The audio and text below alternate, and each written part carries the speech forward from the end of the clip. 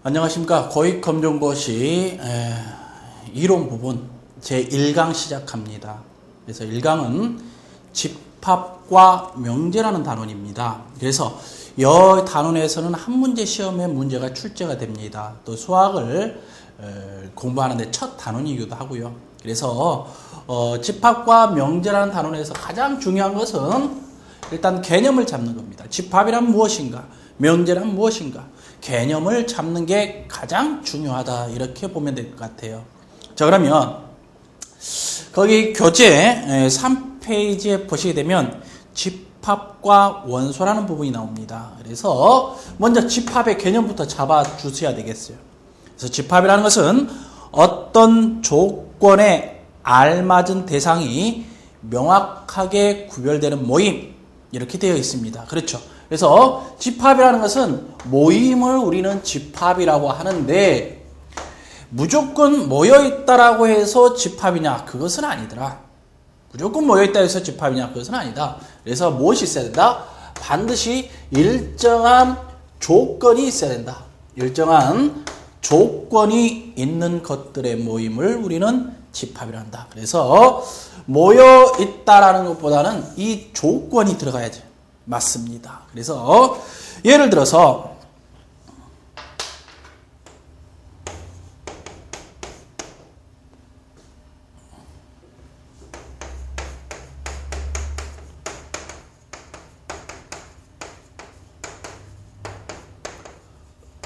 이렇게 있다라고 합시다.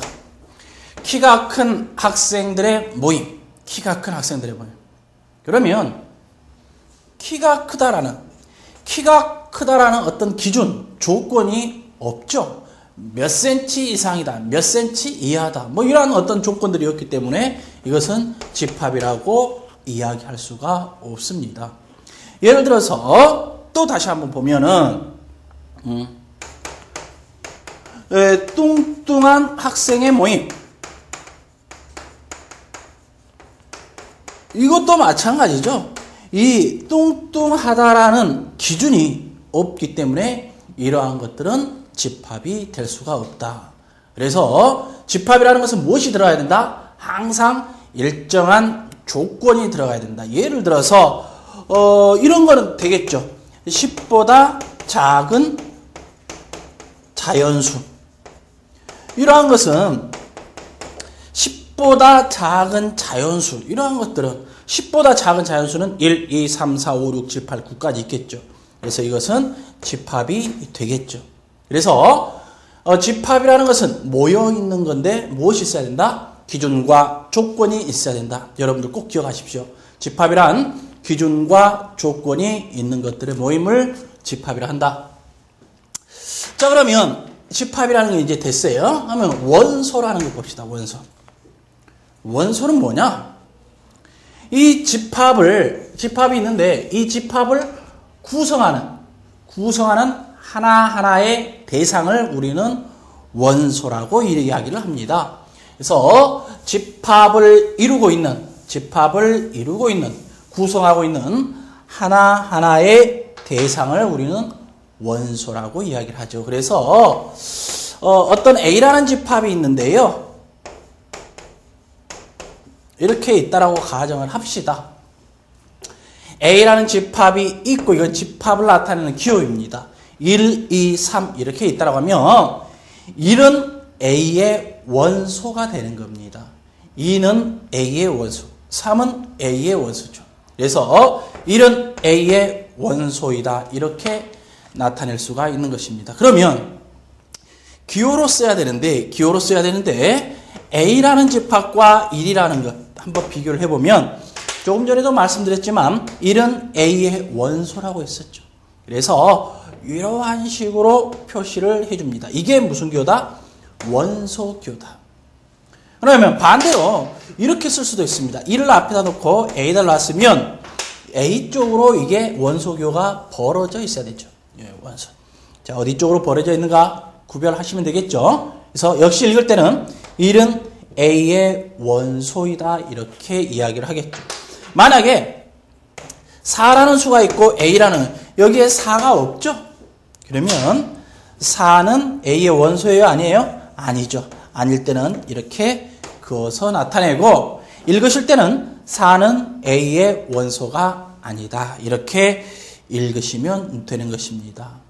여러분들, 자, 집합과 원소라는 단원에서 가장 중요한 부분이 벌써 나왔어요. 자, 원소의 기호입니다. 원소의 기호. 시험에도 많이 출제가 되고 있습니다. 그래서 항상 집합 큰 쪽으로 이렇게 벌어져서 나타낸다.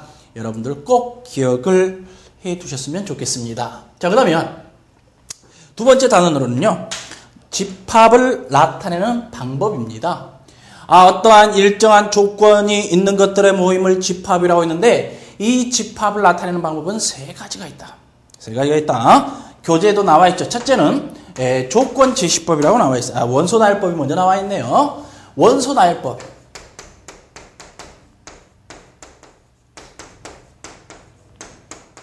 두 번째는 조건 제시법. 세 번째, 벤 다이어그램으로도 나타낼 수가 있다. 벤 다이어그램. 자, 이 세 가지. 자, 이 정도는 그냥 알고만 계시면 될 것 같습니다. 자, 여기에서 이어서 설명을 드리면 A가 1, 2, 3이라고 했어요. 그래서 A가 1, 2, 3이다 이렇게 되어 있을 때 A라는 집합은 집합 규호입니다. 1과 2와 3의 원소를 가지고 있다는 뜻인데, 이런 식으로 원소를 하나하나 나열해서 쓰는 것을 우리는 뭐라고 한다? 원소 나열법이다 이렇게 이야기를 합니다. 원소를 편의상 이렇게 나열해서 쓰는 방법을 원소 나열법이라고 하고요. 조건 제시법은 예를 들어서 어떠한 A라는 원소가 있는데 거기에 있는 공통된 성질을 나타내는 것을 우리는 조건 제시법이다. 말로서 쓰는 것이죠. 그래서 X바라고 있습니다. X바 X는 여기 같은 경우는 조건 제시법으로 쓰면 4보다 작은 자연수 이렇게 쓰면 되겠죠. 이게 조건 제시법이죠. 1, 2, 3이라는 것은 4보다 작은 자연수죠. 이런 식으로 공통된 성질을 말로써 나타내서 쓰는 방법을 우리는 뭐라 한다? 조건 제시법이라 한다.